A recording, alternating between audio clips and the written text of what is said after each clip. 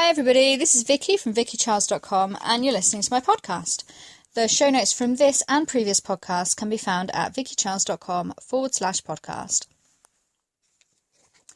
This week's podcast is just a few more Instagram tips to help you to grow an engaged following on your Instagram account and to grow your followers. Before I start, just a couple of words about growing your following on any social network. I think there are a lot of people out there who tend to collect followers like Pokemon, and they need to have as many as possible. For me, if you're going to do that, you may as well be at school collecting Pokemon. I don't think there is anything at all to be gained from having 50,000, 60,000 followers that are just people who have just followed you because you followed them or because you were on one of those crazy like ladder things. I don't think that's worth having. For me, I'd rather have 50 followers who are really interested and they share my posts and comment on my posts and like my posts and care what I have to say, than to have 50,000 followers who don't really know who I am and don't really care because they're not interested. To me, that's not worth anything. And if you're wanting to do anything at all with your social media, then you want to have engaged followers rather than unengaged followers. So that's what I'm hoping to help people with this podcast today. My first tip is a really obvious one, to be honest, and I always mention it for all social media. It's consistency. Instagram is not as bad as Facebook in this respect. On Facebook, if you're not consistent and you haven't posted for a few days, then really you may as well not bother, because that first post you put up is going to reach 3 people because of the way Facebook's algorithms work. On Instagram, any post that you publish will be shown on all of the news feeds of everybody who follows you, but what you have to bear in mind is that those people who follow you probably follow about 4,000 other people. And if you're not under their nose every single day, they're going to kind of forget that you exist. So it's important in that respect to be consistent so that you're kind of consistently there. You're kind of, oh, hi, it's her again, it's her again. People know who you are. I would say probably minimum 2 or 3 times a day to post. I'm probably sounding a bit hypocritical there because I have 2 Instagram accounts. One of them I've not updated for a few days because my Wi-Fi has been playing up. And the other one, sometimes I post 15 or 16 times a day. Neither of those is ideal, and it's something I'm working towards. But the key really is to be consistent and to be consistently kind of just present on people's news feeds so that they remember that you exist and they think of you if they're trying to solve a problem in your particular niche.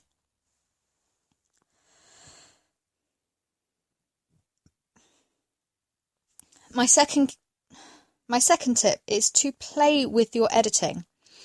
You can do an awful lot inside of Instagram now, but there are also apps that you can use outside of Instagram. So one that everybody raves about is VSCO Cam.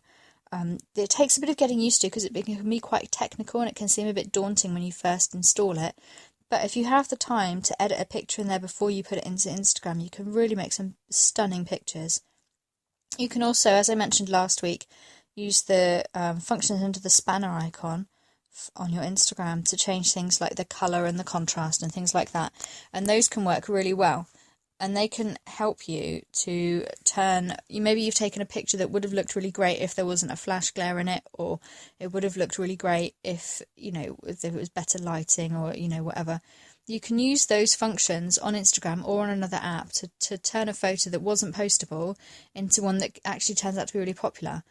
What I would say is, don't post that picture if you haven't edited it enough, if you haven't edited it and if you haven't made it look good. Because really, kind of you post these things and people don't like to see kind of fuzzy, out of focus pictures. They're not into that. People are not going to continue to follow you if you post a lot of those. So although sometimes I'll post something and it'll be a bit of a rubbish shot, I think on the whole I try and always post something that's kind of people can instantly see what it is and it's interesting.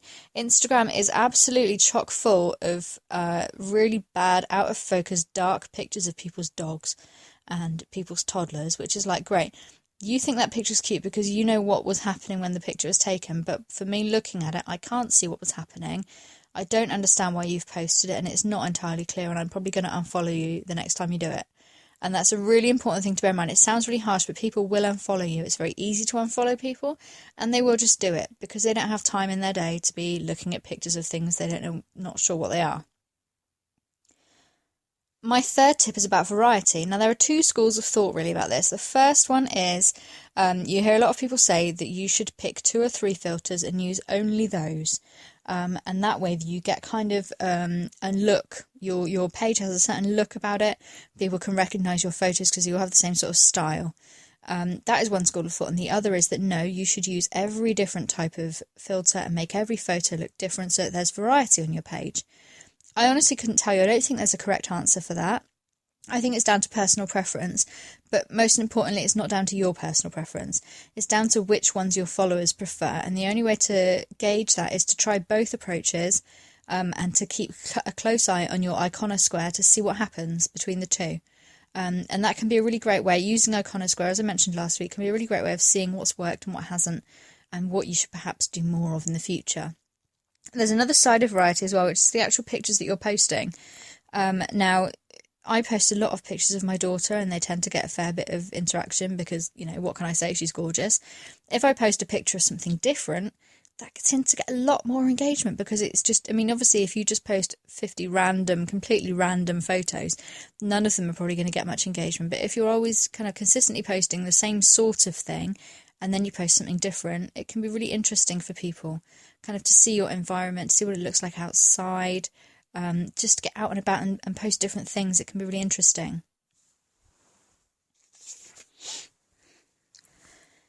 My fourth tip is to know your niche.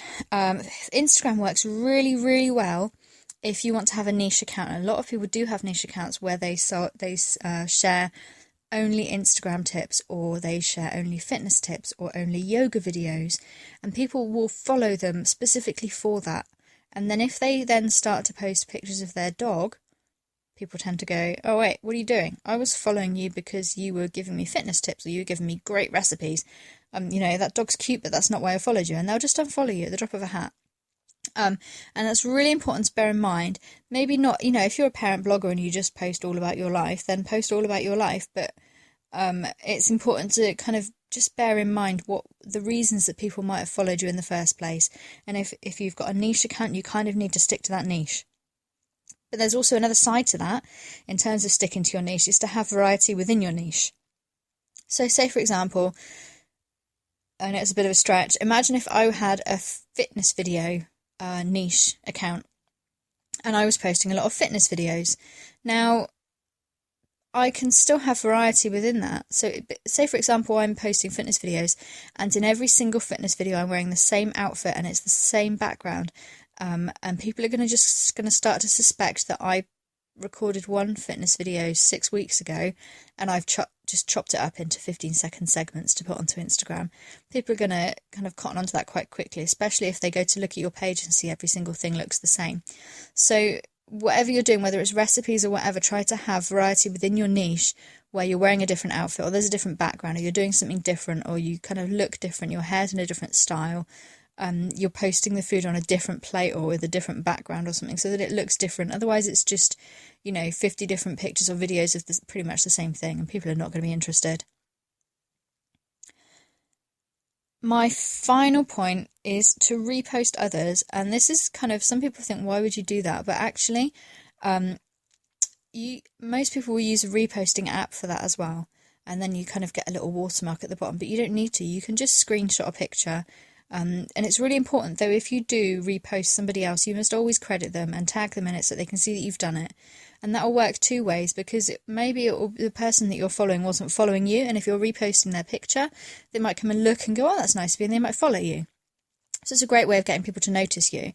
But also, it's just nice I think it's a bit rude if you repost someone's picture and don't credit them. Somebody did it to me recently with a picture of my daughter, and I was most unhappy, and the response I got when I suggested that perhaps it was not good internet etiquette to just steal somebody's picture was, yeah, right, thanks. And that made me quite cross. But that really was a lesson for me in terms of learning that I need to watermark all of my pictures, my quotes certainly, because that's what people are taking. So if you find something that you think the key is that it needs to be relevant. There's no point in reposting something because it's a picture of something nice that somebody did. It needs to be relevant to your audience. So if you try and post, I try to post kind of upbeat, positive things. So if I find an upbeat, positive quote, yeah, I'm going to repost that, and I'm going to say, repost from whatever the person's name is. Isn't this great? Hashtag happy, whatever. The key is to always make sure that it's relevant and to make sure that you tag the person you're reposting from. I don't think there's anything wrong with it. As long as your account isn't entirely made up of reposting other people's things, I think it can be, as long as you're providing value to your audience, so you're curating useful, inspirational pictures from across the web, then absolutely, why not do it? I think it's fantastic.